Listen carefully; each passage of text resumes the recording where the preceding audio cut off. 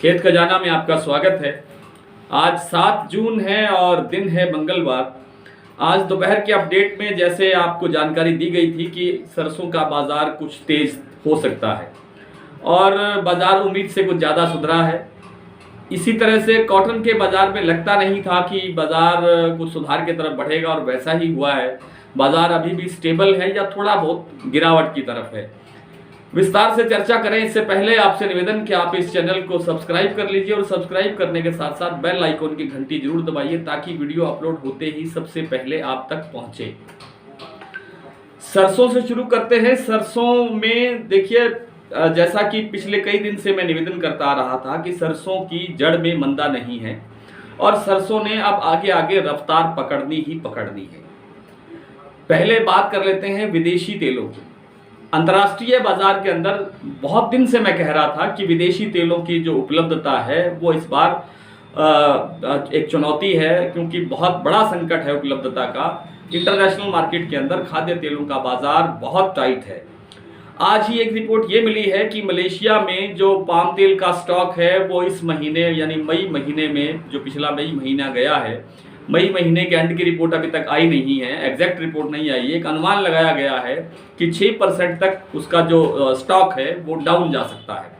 उत्पादन में वहाँ गिरावट आ रही है क्योंकि वहाँ की लेबर की बड़ी भारी समस्या है। बहुत बड़ी तादाद के अंदर इंडोनेशिया से लेबर जाती है मलेशिया, वहाँ के पाम तेल के उत्पादन में सहयोग करने के लिए। पाम का जो ताड़ का जो पेड़ होता है उससे पौधे उतारने, निकालना, फल निकालना और उसके बाद उसकी प्रोसेसिंग में आगे योगदान देना, इस तरह के सारे कामकाज के लिए लेबर की बड़ी तंगी है वहाँ इस समय। और शायद इंडोनेशिया से अभी तक कोई फैसला नहीं हुआ है कि वहाँ पर जो लेबर है वो वहाँ पहुँचेगी या नहीं पहुँचेगी, इसलिए मलेशिया का उत्पादन भी टाइट रहने की संभावना है।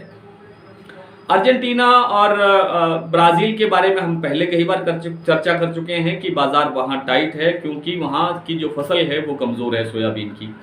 इधर इंडोनेशिया से पाम तेल का जो निर्यात है, अर्जेंटीना और ब्राज़ील हमें सोया तेल देते हैं, जबकि मलेशिया और इंडोनेशिया हमें पाम तेल देते हैं। इंडोनेशिया ने बेशक निर्यात पर प्रतिबंध खोल दिया है, लेकिन उसका जो निर्यात करने का जो प्रक्रिया है वो बहुत धीमी है, बहुत ढीला काम चल रहा है।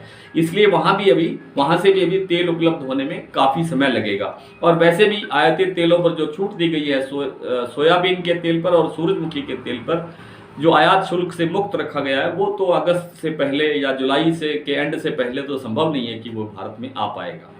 इसलिए बाजार के अंदर संकट बना हुआ है और वो संकट जो है उसकी जो डिमांड है, यानी उन तेलों की जो डिमांड है वो सरसों के तेल की तरफ बढ़ रही है, क्योंकि सरसों का तेल आज भी सबसे सस्ता है। हालांकि सरसों का तेल रोजाना बढ़ रहा है, कुछ ना कुछ डेली बढ़ता है। इसके बावजूद इसकी डिमांड जो है वो बढ़ेगी और आगे बढ़ेगी। जो एक सरसों की जो आवक बताई जा रही है कि 3.5 लाख गट्टे है, 3,80,000 गट्टे है, मुझे इसमें भी डाउट है। मुझे लगता है कि ये आंकड़ा करीब 50,000 बोरी से लेकर के 50,000 गट्टे से लेकर के 1 लाख गट्टे तक अधिक बताया जा रहा है। आज ही मेरी नजफगढ़ मंडी में बात हुई तो वहाँ बता रहे थे कि जितनी आवक दिल्ली की बताई जा रही है उतनी है नहीं। कुल मिलाकर के बाजार बहुत टाइट है, इंटरनेशनल मार्केट टाइट है, घरेलू बाजार में उपलब्धता कम है। सरसों का हमें इस बार लगता है कि सरसों की बम्पर फसल है, लेकिन हम आधी फसल हम कंज्यूम कर चुके हैं, हम खा चुके हैं, निगल चुके हैं, ख़त्म कर चुके हैं। और हमारे पास उस में से जितनी सरसों अब तक बाजार में आ चुकी है उसका कोई स्टॉक नहीं है। हमारे पास कहीं स्टॉक नहीं है, वो सीधी खपत में गई है, चाहे वो रिफाइन बनाने में गई है, चाहे वो तेल बनाने में गई है। एक खबर और ये है कि उत्तर भारत की जितनी रिफाइनरीज है जो सोया तेल की जगह सरसों तेल का प्रयोग करके, मैं बहुत दिन से कह रहा हूँ कि रिफाइन बन रहा है, वो अब भी बन रहा है, लेकिन अब उनके पास सरसों का तेल का संकट बढ़ता जा रहा है। सरसों का तेल उपलब्ध नहीं हो रहा। इंटरनेशनल मार्केट से उन्होंने, या भारत की जो बंदरगाहें हैं, पोर्ट्स हैं, उनसे उन्होंने विदेशी तेल जो है वो परचेज नहीं कर रखा है और सोया तेल की उपलब्धता कम है।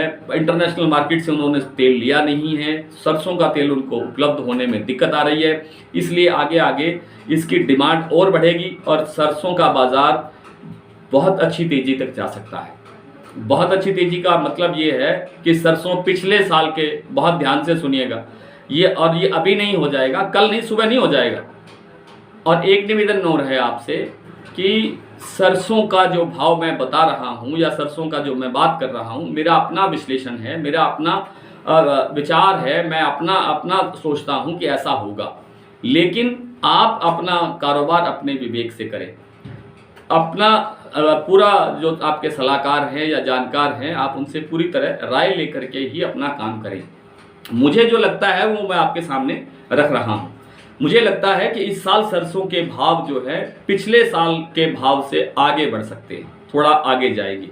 कब तक जाएंगे कहने का मतलब ये नहीं कि आज सुबह जब आप उठोगे तो भाव 8,000 से 9,000 से ऊपर हो जाएगा, लेकिन भाव बढ़ेगा और बहुत अच्छे तरीके से बढ़ेगा। आप संतोष रखिए। इसके बहुत विस्तार में जाने के लिए ये सरसों के बारे में, सोयाबीन के बारे में, गेहूं के बारे में, दलहन के बारे में और दूसरी चीज़ों के बारे में हमारा डेली बुलेटिन जो बहुत पसंद किया जा रहा है, बहुत से लोग निरंतर जुड़ रहे हैं, आप भी जुड़ सकते हैं, उसका फ़ायदा उठा सकते हैं। थोड़ी सी बात कॉटन की कर लेते हैं। कॉटन इंटरनेशनल मार्केट में दबाव बढ़ता जा रहा है क्योंकि आयात का माल जो है, कॉटन आयात हो रहा है, वो बड़ी संख्या में हो रहा है, बड़ी मात्रा में हो रहा है, संख्या में नहीं। अब तक करीब करीब 8 लाख गांठों का आयात हो चुका है और आगे भी इसके बढ़ने की संभावना है। ऐसा लगता है कि जो सितंबर एंड में जो सीजन खत्म होगा कॉटन का, तब तक 16 लाख गांठों का आयात हो जाएगा और इस आयात बढ़ने से बाजार में जो घरेलू कॉटन है उस पर दबाव है। मुझे लगता नहीं है कि इसमें कुछ सुधार और होगा, बाजार और थोड़ा बहुत डाउन ही जाने की संभावना है। आइए बात कर लेते हैं कुछ मंडियों के भाव की। आज भरतपुर का भाव करीब करीब 125 से 130 रुपए तक बढ़ता हुआ दिखाई दिया है। सुबह भाव खुला था 6,770, जो 70 रुपए तेज था और अब कुछ और तेज होकर के 6,815 रुपए के भाव पर पहुंच गया है। मैंने सुबह 6900 रुपए की उम्मीद लगाई थी, यानी 6900 भी 1-2 दिन में हो जाएगा। जयपुर 7125, दिल्ली 6,950, सलोनी 7700। आज सलोनी ने कल की तरह 100 रुपये बढ़ाए हैं।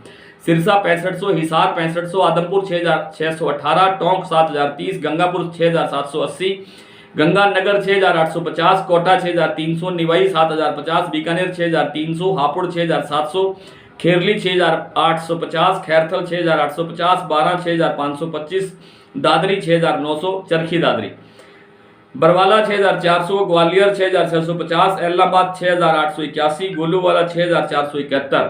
कॉटन आज एलनाबाद में बिका है। नरमा 11,400, गोलूवाला 10,500, सिरसा 11,625, आदमपुर 12,251 और संगरिया में आज नरमा की ढेरी बिकी है 11,850 रुपए पर। कल आपसे फिर इसी तरह से मुलाकात होगी, तब तक के लिए नमस्कार।